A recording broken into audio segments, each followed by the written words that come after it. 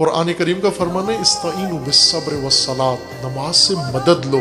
पास लोग हैं ना, हमारा कोई मददगार नहीं है, कोई मदद ही नहीं करता हमारी, तो ये वाकई नाकारा तरीन लोग हैं, क्योंकि इनकी मददगार नमाज है। नमाज से मदद लो, न कि नमाज पढ़ के फिर टोपी उठा के शुरू कर दो मदद मांगना। एक मदद नमाज की ये है ना कि नमाज होती है, फिर उसके बाद अंजुमन वाले टोपी घुमाते हैं जुम्मे में या जमात में कि मस्जिद की तामीर के लिए इसमें पैसा डाल दें। ये नहीं है, खुद नमाज पढ़ो। नमाज ही इस्तिमदाद है अल्लाह से, इस्ताअनत है खुदावंद तबारक व तआला से। नमाज में क्या इस्ताअनत है? यानी नमाज में हाजिरी का मतलब यह है कि परवरदिगार मैं आब्द हूँ। आब्द किसको कहते हैं? जिसका कुछ भी नहीं है, तू मालिक है। ये खुद तवाज़ु ही इस्तिमदाद है, ये खुजू इस्तिमदाद है। और जब मदद मांगने वाला अपनी हालत ही पेश करता है, मदद करने वाला बसी है, समीउ बसीर है। क्या अल्लाह की जात को नहीं मालूम कि ये अपनी तवाज़ु आकर पेश कर रहा है? मदद मांगो, इस नमाज से मदद लो। इब्न सीना मारूफ फिलसूफ नाबग़े रोजगार, उनका ये अपनी किताब के अंदर लिखा है उन्होंने कि मुझे अपनी जिंदगी में जो भी मुश्किल पेश आई मैंने नमाज के जरिए से हल की।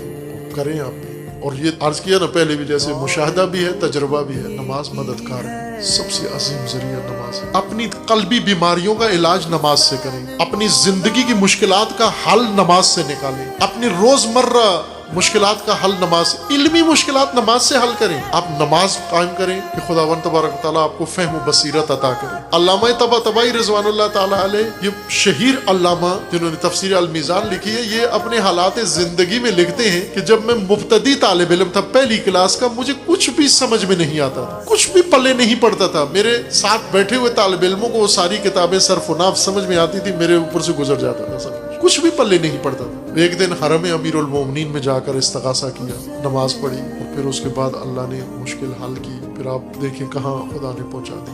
नमाज मदद करती है, तजुर्बा करके। ये तजुर्बी चीजें हैं।